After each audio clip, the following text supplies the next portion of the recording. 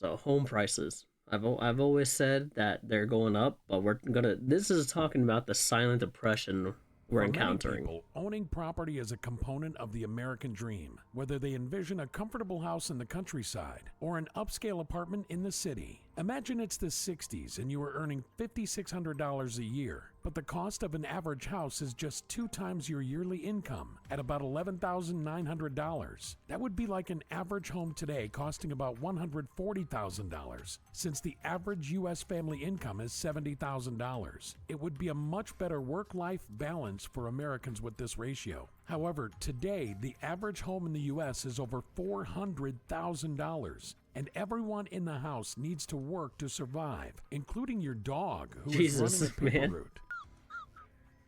Poor dog can't even catch a break. Because of this, the American dream has become a nightmare for many Americans, as home prices continue to rise while income remains stagnant.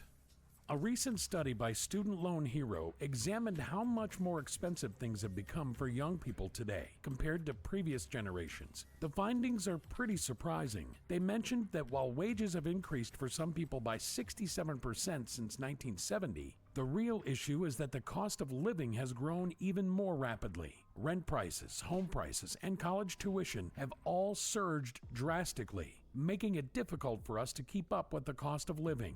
Supposedly, like the cent, that 1 penny that we have, the penny, the dollar, and then something else. It doesn't even, like, it's less than its value, which is Millennials and insane. other generations are facing a difficult situation. Although wages have risen, it's not enough to cover the massive rise in living expenses. If you're feeling the pressure, you're certainly not the only one.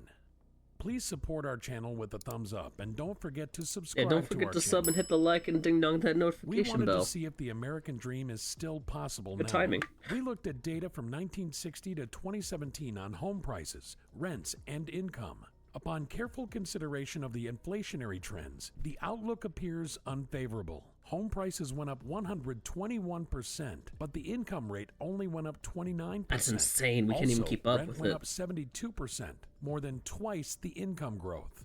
In the West, the price-to-income ratio went from 2.1 in 1960 to 4.9 in 2007. The median home price increased by 195% during this time, 7.5 times faster than the median income, which only rose by 26%.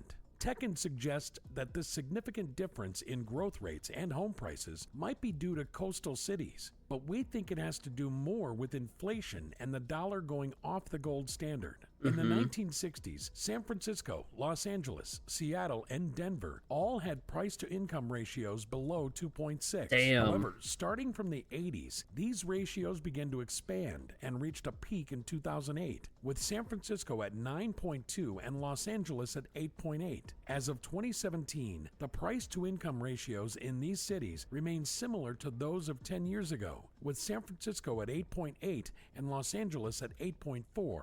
I'm assuming that's good. I'm assuming that's good. Home I prices think. are slowly coming back down to earth.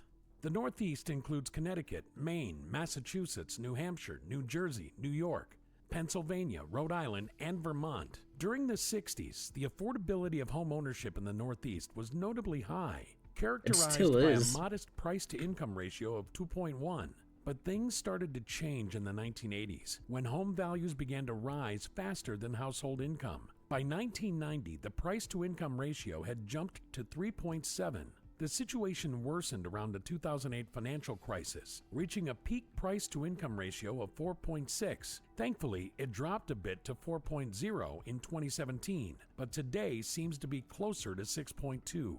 Wow. However, a remarkable trend got our attention from 2000 to 2017. Home prices went up by 10% from 2000 to 2008 before the financial crisis hit. As expected, there was a 24% drop in home prices from 2008 to 2010 due to the situation, but another 18% increase in home prices from 2010 to 2017 was not expected, and even though at the same time household income went up by 9%, it didn't help much. This unexpected twist made the Northeast the second least affordable area, with home prices growing 4.2 times faster. He said second least? second least affordable. Household income went up by 9%. It didn't help much. This unexpected twist made the Northeast the second least affordable Wow. area, with home prices growing 4.2 times faster than income.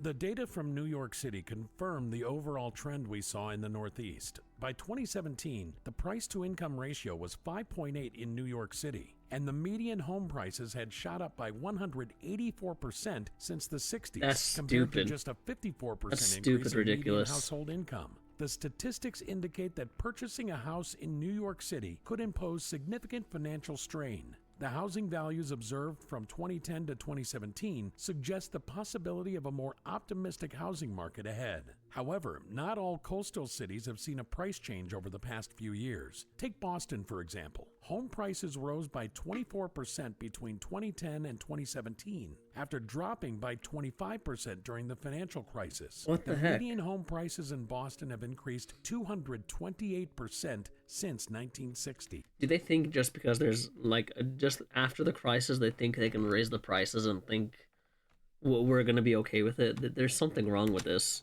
On the other hand, methodology. the inland cities of Albany and Pittsburgh are more affordable when compared to their coastal counterparts. In 2017, the price-to-income ratios in these cities were 3.2 and 2.6 respectively. In Albany, the median home prices have increased by 132% since 1960. And it's not just home prices that have seen growth. Median household income has also increased by 50% since 1960. Higher than the national average, but still not enough to live as comfortably as they did in the 60s. In the Northeast, and specifically New York City, from 2010 to 2017, there was a 7% decrease in home prices, while household income increased by 14%. Okay, so This it had was good. resulted in a closer alignment of the growth rates for these two factors, but a 7% decrease on an already way overly priced New York City housing market didn't seem to bring the cost of living down at all. In Pittsburgh, home ownership appears to be more achievable, as median home prices rose 64%, accompanied by a 31% increase in median household income over the years. Overall, the growth rate difference between home prices and income was much lower than in coastal cities. Home prices witnessed an 18% increase between 2010 and 2017, and a 14% increase in household income closely followed. The future of homeownership in the Northeast is complicated. In general, inland metropolitan areas tend to offer more economically viable conditions, and there is a potential for increased affordability even in some coastal cities. Look, and that's fine because we all know that if you live near a coast or on the coast, you're gonna pay the price because you're paying for where you're at. So we get it, but it's the fact that the way the prices are, like you said earlier, everyone in the household has to start working just to be able to afford where you live. I understand not everyone can afford to live in a home, right? Which is why we rent. But if you own a home, if it's you, your other half, let's say you have two kids and three other roommates, everyone's got to be working just to be able to make ends meet, which is stupid. The South, still affordable, but for how long?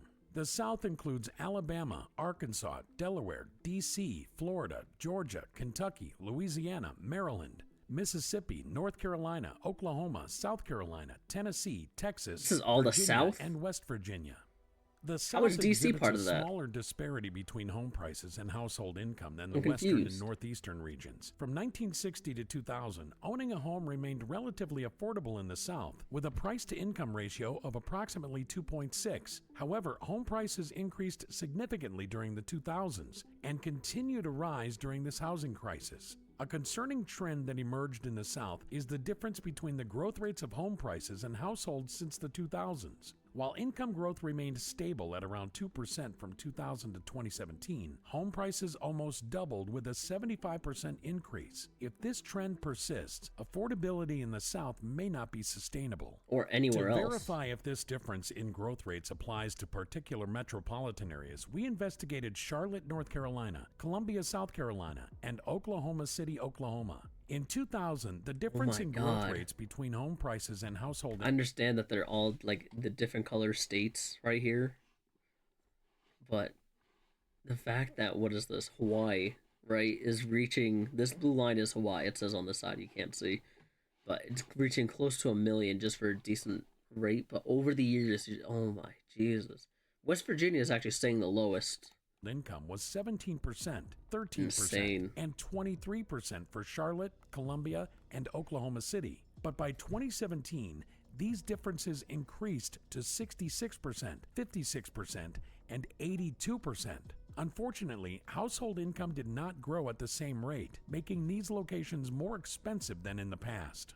But there's some good news. Even with the growing gap in growth rates, the price-to-income ratios in 2017 were 3.2, 3.0, 2.9, and 2.8 for Charlotte, Birmingham, Columbia, and Oklahoma City, respectively. These figures are closer to the average healthy housing market ratio of 2.6. Although the difference in growth rates between home prices and household income has been speeding up in recent years, it's still lower compared to the western and northeastern regions. So, now might be a good time for potential homeowners to consider buying. Home values steadily rise in the South, and price-to-income ratios remain reasonable. The Midwest remains the most affordable option for hopeful buyers. The Midwest includes Illinois, Indiana, Iowa, Kansas, Michigan, Minnesota, Missouri, Nebraska, North Dakota, Ohio, South Dakota, and Wisconsin.